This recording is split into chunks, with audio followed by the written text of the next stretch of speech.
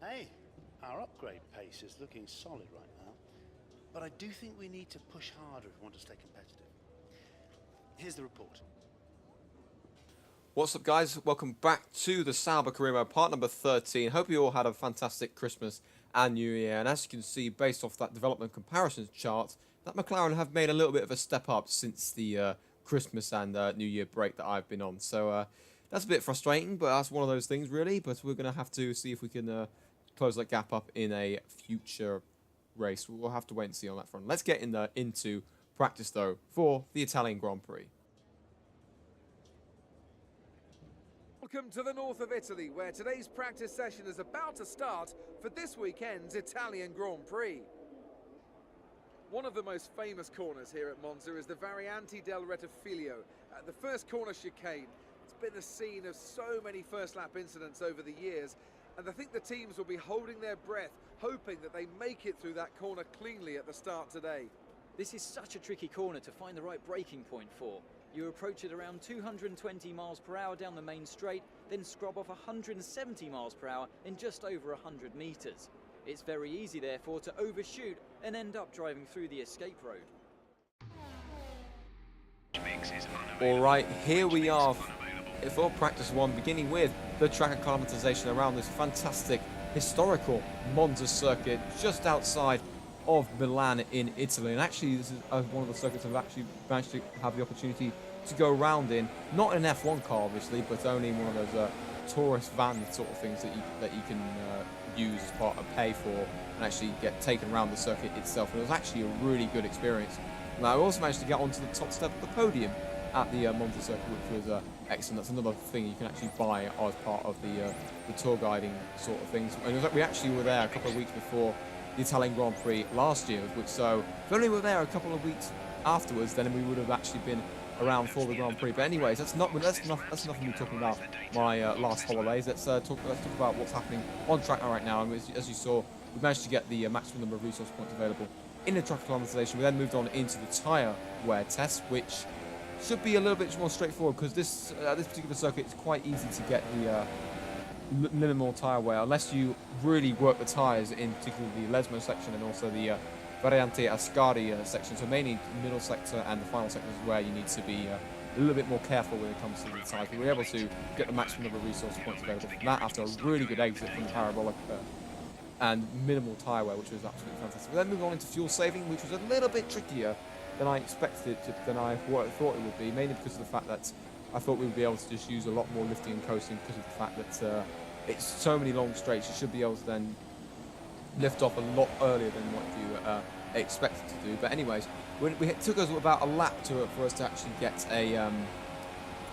or at least a lap for us to get the maximum resource points. On the lap 2, we were able to get the maximum available for there. We then moved on into the race strategy, and again, I was actually feeling quite confident with this particular circuit because it's quite easy to drive in this particular game, and also I've found that in previous games I've quite enjoyed racing around here, as you can see. But as long as you make sure you make sure you get the chicanes right, because that can really compromise your exits out of those, and that is really important, especially around these very long straights. As you saw a little bit earlier, I kind of messed up the first chicane for this particular lap, but it doesn't really matter because we managed to get the maximum number of resource points available for this, and because of that, we had decided to actually spend it on a chassis factory efficiency. So essentially, to try and we're going to be spending 1,000 points on this development, which is an instant upgrade, but then it means that any future car developments are then cheaper. So now all the minor upgrades are now down to 800, and all the other bigger upgrades are then reduced in cost as well. So I'm kind of building up to the fact that I want to try and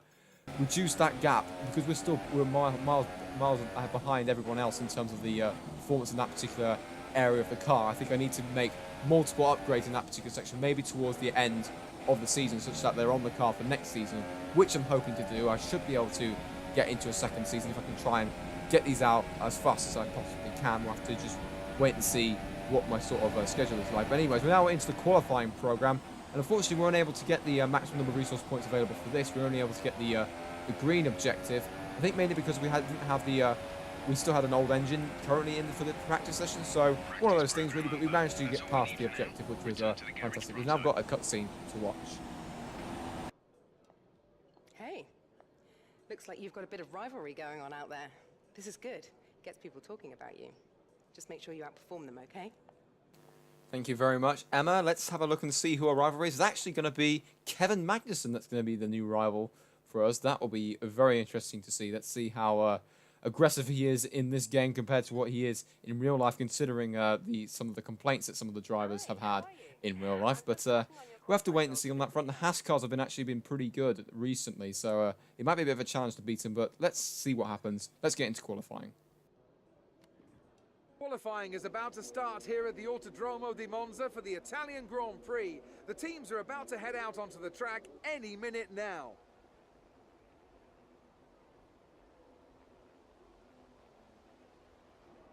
When it comes to getting lap time out of this circuit, it's traditionally been about maximizing top speed. Do you simply remove as much downforce as possible, hang on in the corners and max out down the straights? The teams will have arrived with all manner of parts designed to capitalise on the long straights. The cars will be that much harder to drive in the corners, but everyone will be in the same boat. Alright, here we are in Q1, ready to start our first opening lap of the qualifying session.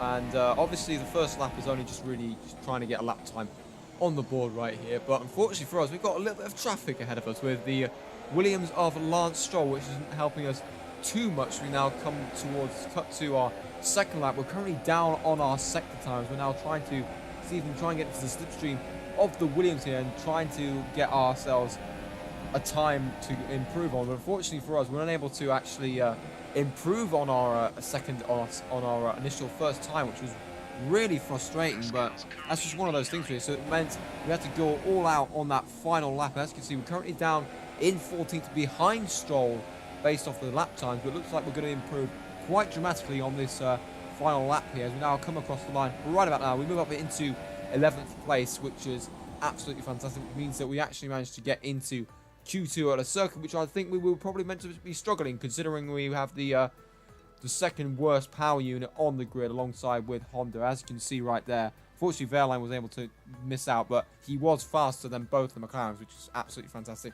We managed to beat both Carlos Sainz and Felipe Massa. That's a real surprise to see Felipe Massa all the way down in 17th place at a circuit he's usually done pretty well at, which is a shame for him. But we're going to take that, the fact that that's one less threat that we have to deal with in Q2 as we now get on a bit of the grass as we start our first lap in Q2. So that's technically our first lap really wasted. But again, it's a similar sort of strategy that we want to play for Q2, in which we want to we're using a scrub set of tyres on that opening lap, just so it meant that we weren't damaging a potential race set if we end up suddenly getting into Q3. As you can see, we are currently up on our second lap time. This is on a brand new, fresh set of tyres. Currently sitting in P11 at the moment. So as it stands right now, we're going to be sitting out of the final part of qualifying. But we do move up into 6th place, which is absolutely fantastic. We were able to get into Q3 for I think the second time this season. I think the last time we managed to do that was all the way back in Canada.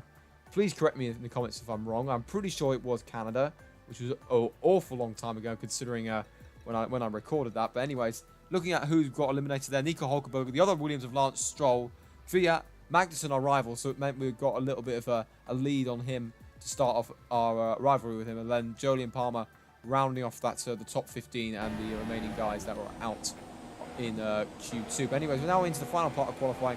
Just the one-time lap for us, mainly because we have literally no chance of getting pole position because of this, how bad our car is, and considering who else is remaining in qualifying, it's very unlikely that unless there was some ridiculous sort of weather conditions where we managed to set a lap time before everyone else, and then it started raining again. It started raining all of a sudden. But anyways, we're now coming through the final corner. As you can see, currently up in 3rd place without second time. We're now up into P2. We're now actually out qualifying a Force India, which is interesting. Let's have a look and see what sort of time we're able to get. What sort of position we end up. We end up in 7th place, ahead of both Force Indias and the Haas of Romain Grosjean, which is absolutely fantastic. Only a couple of hundreds off Daniel Ricciardo, which was fantastic. I wouldn't expect us to be that close to a Red Bull, particularly. I think maybe Ricciardo had a bit of a scruffy lap, considering the fact that Verstappen was a bit further up the road. Vettel had a bit of a disappointing lap, though, down in 5th place. So in terms of his championship challenge, he's going to have to make up some work. But without further ado, let's get into the race. It's a very tight turn one here and a very big braking zone. It's a corner, Anthony Davidson, where we've seen a number of lap one incidents in the past. As you say, it's a very small piece of track when you have more than just one car trying to go through it. The actual run down towards the chicane is quite wide, so off the start, we'll often see drivers running 2 or maybe 3 abreast as they come up towards the braking zone. Everyone wants to brake late, of course, to win track position, and that tends to be where we see a lot of contact. And you'll see the more experienced drivers kind of hang back a little into here and focus more on picking up the pieces from other people's incidents. Well then, after an exciting qualifying session yesterday, let's take a look at how the cars line up. Kimi Raikkonen's perfect lap yesterday sees him start from pole position, and Lewis Hamilton completes the front row. Looking down the rest of the grid, we have Bottas, Vettel, Daniel Ricciardo, and a Sauber, Perez, Ocon, Grosjean, and Nico Hülkenberg, Stroll, Kvyat, Kevin Magnussen, and Verstappen, Palmer, Sainz, Felipe Massa, and Pascal Wehrlein. Alonso and Stoffel van Dorn completes the grid. And now it's time to head down to the track. This is our engine supplier's home Grand Prix. Let's give them a race worth watching. Thank you, Jeff. And as you saw from the grid, we actually moved up 1 spot from where we qualified because of Verstappen taking some sort of grid penalty. I think maybe because of an engine change of some sort, which is a bit frustrating for the Dutchman. He's going to have a little bit of a hard race on his hands, considering the fact that the Red Bull isn't the quickest down the straight. So we'll have to wait and see if he can come through the field or not. As we have a quick look at the race strategy, as you can see, based off what they're saying, it's probably going to be a one-stopper, then switching to the medium tyre, which is probably quite a durable tyre, particularly with the lack of tyre wear around this particular circuit. So I would definitely go for the high tyre management thing, despite the fact that we end up using this is a quote worn set of tyres, because these are tyres that we used in Q2. But anyways, now getting into the formation lap, it's really about trying to survive and hold on to as many positions as we possibly can, because I'm pretty sure we are going to get swamped at the start with the power, the fact that we've got a much inferior power unit at the moment compared to some of the drivers behind, especially those 2 Force Indias in those Mercedes powered, with that Mercedes power, and then also Grosjean in the Ferrari powered Haas. So we just have to wait and see see if we can just try and hold on, fend them off as best we can, and then just see if we can have a good race out there. Hopefully we can get some more points on the board. Watch for the lights.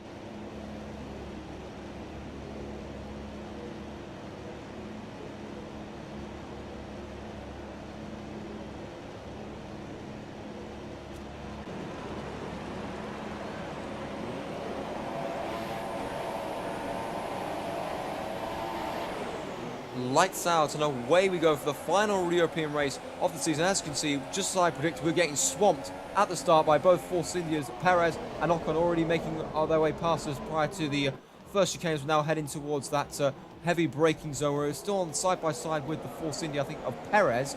Looks like we're going to be going side by side as we now head up towards Curva Grande. It's going to be really a drag race all the way down there. I'm expecting Perez to get in front of us, but we have got the inside line initially for it, but which will turn into the outside for the second chicane, so it looks like Perez might have the advantage straight away. We're going to do a Daniel Ricciardo-esque move though and cut to the inside and take that position right back away from the Force India.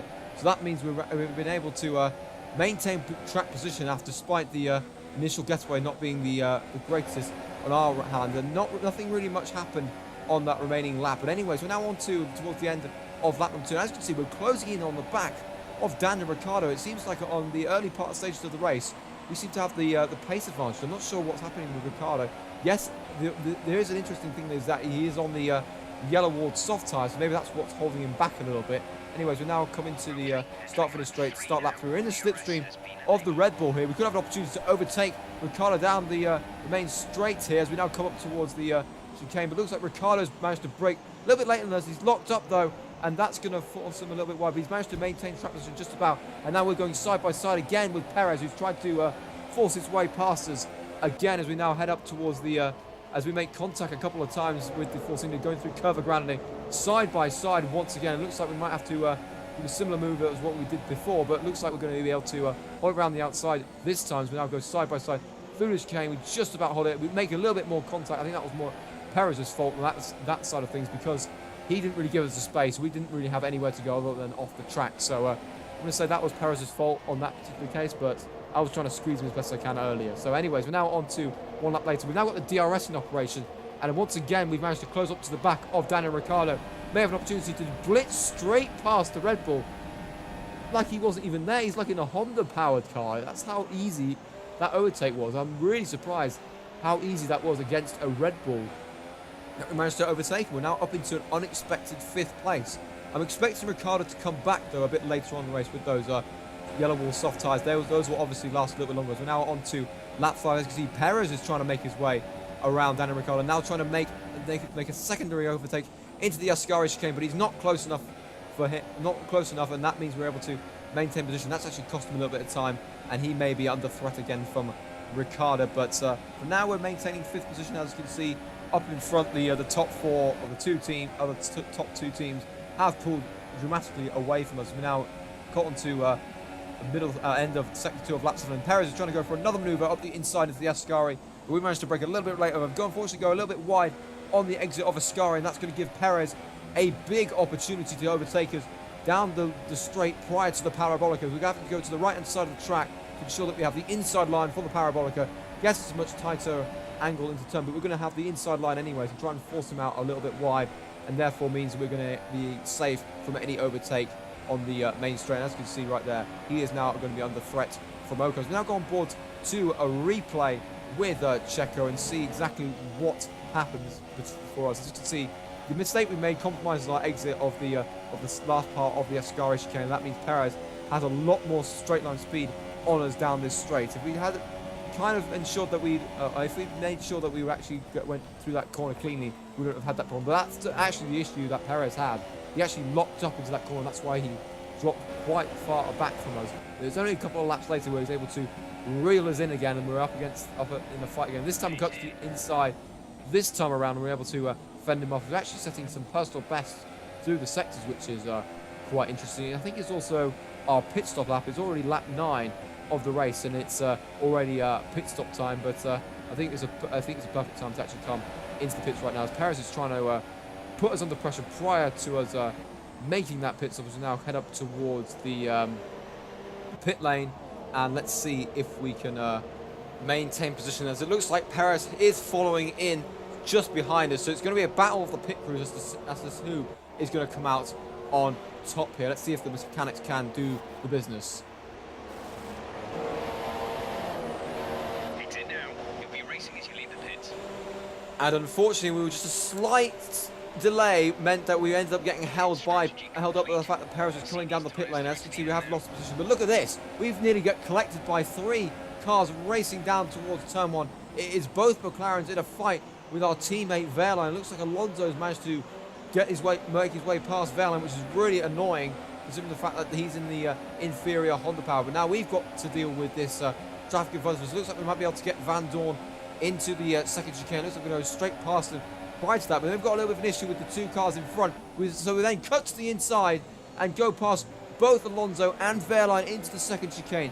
What a move. We needed to make those count, and we ensured that we didn't have any sort of freak accident there. As we go on board with a replay right here, as you can see, just enough space for us to squeak in front of Van Dorn, and then cut to the inside and overtake Alonso and Verline, who both left the door wide open. So they thankfully saw me coming. As we now come on to the start of lap 11, we've actually got some more drivers in the pits. That's the Renault of Nico Hulkenberg we've managed to pass, but I think he was behind us on track anyways. But that's the other Force India of Esteban Ocon that's managed to jump us. I think also because of the fact that our delay has meant that Ocon has also got ahead of us. He's now in a scrap with his teammate. As you can see, now coming on towards the middle of lap 11. We've now got a retirement in front of us. That was Felipe Massa, and we're actually in the DRS range of Ocon. It looks like we won't be able to overtake him though, because of we're too far back, and also the fact that there's the yellow flag in play with Massa's stricken car on the side of the road. Let's have a look and see what actually happens to the Williams right here. It looks like it just pulls up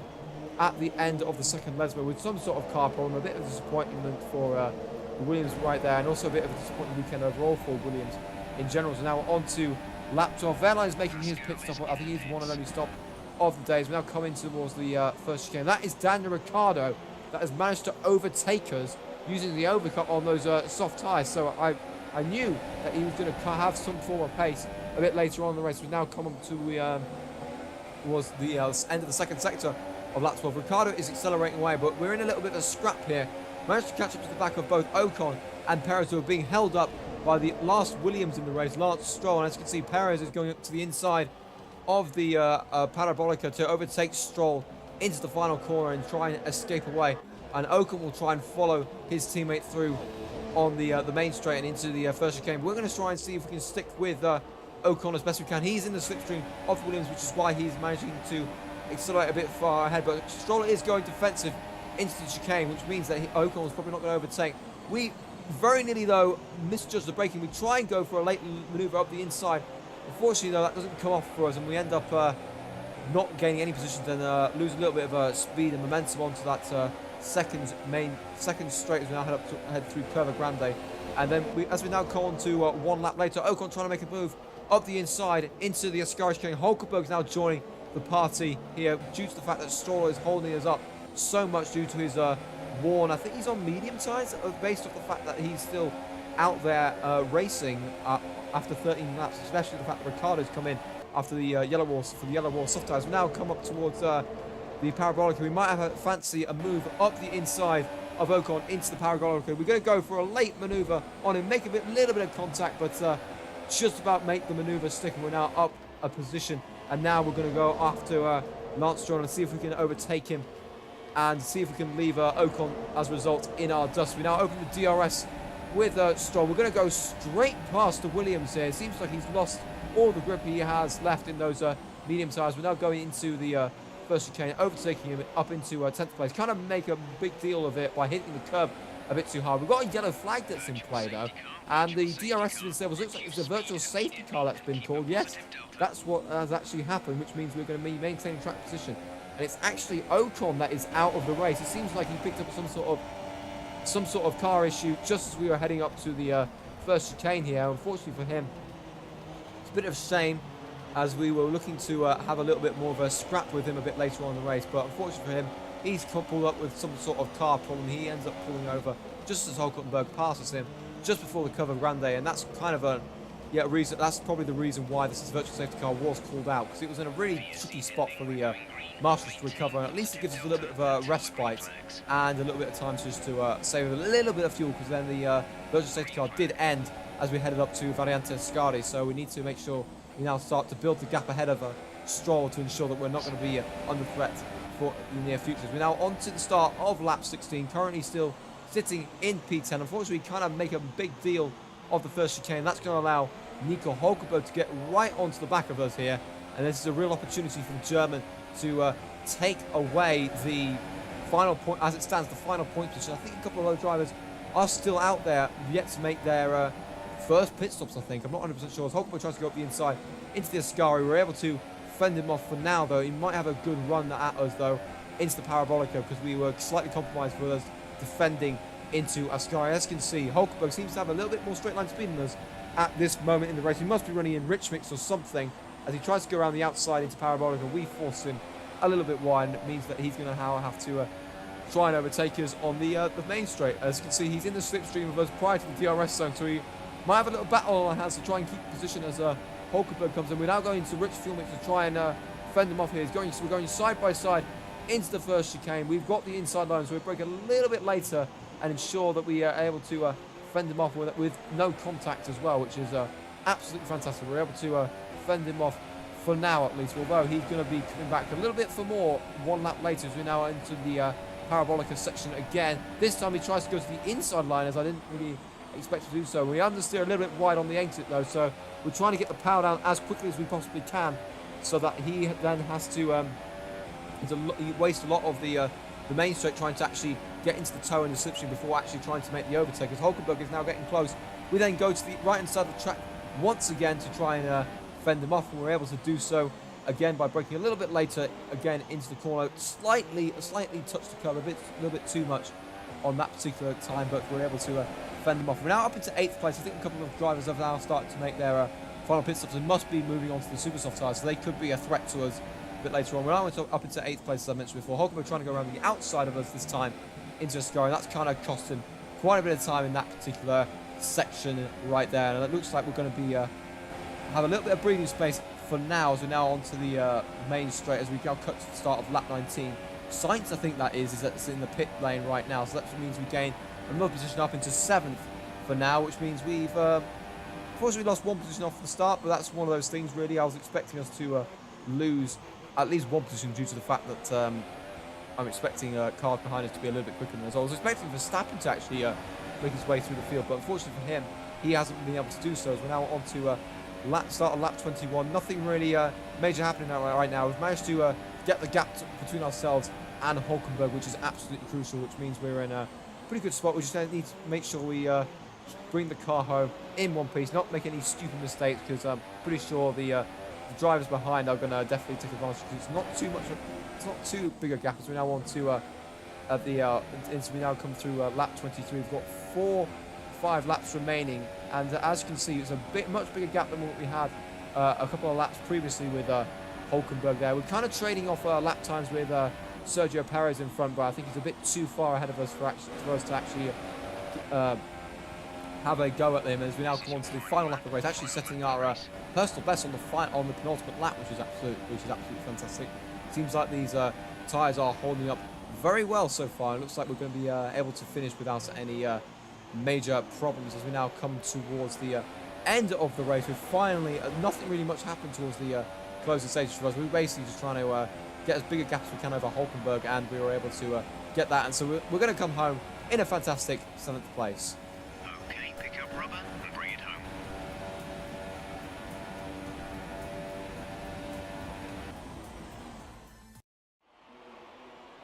That's a fantastic performance from Ferrari. It hardly looked in doubt. So, here they come now, out onto the podium. Wherever you go, anywhere in the world, the prancing horse flags are dominant in the grandstands, and they're out in force again today. It's Ferrari on the top step once more.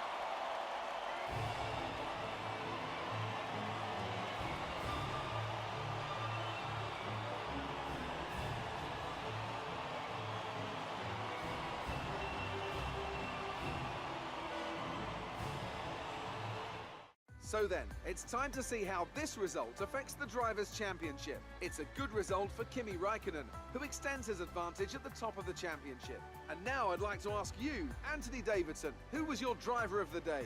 Probably Carlos Sainz. You know, strong pace, good work with the strategy, just a very complete drive, I think. On to the constructors then. Ferrari extend their lead at the top of the championship.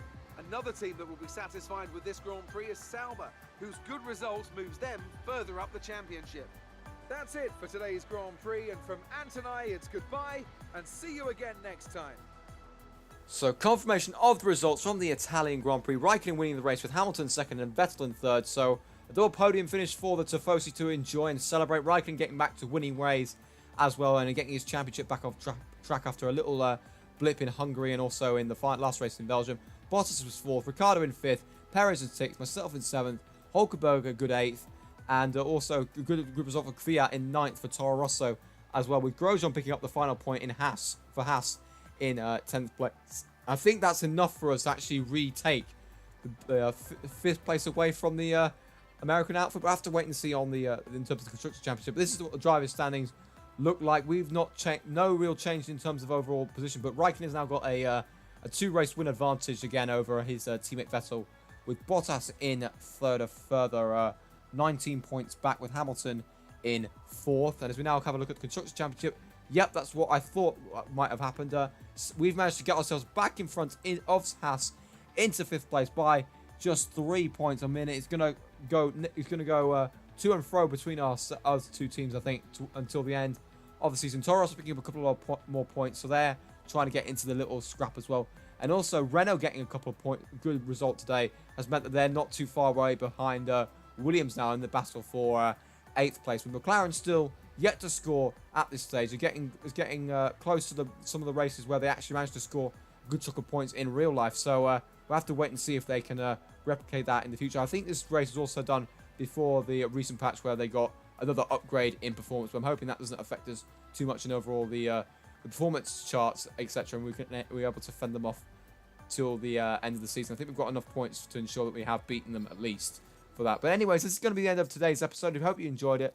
If you did, please leave a like, comment, subscribe, and I'll see you all for the next race, which will be the start of the heading into the final stretch of the first season, as we now head up to the second night race of the season in Singapore. So until then, see you later.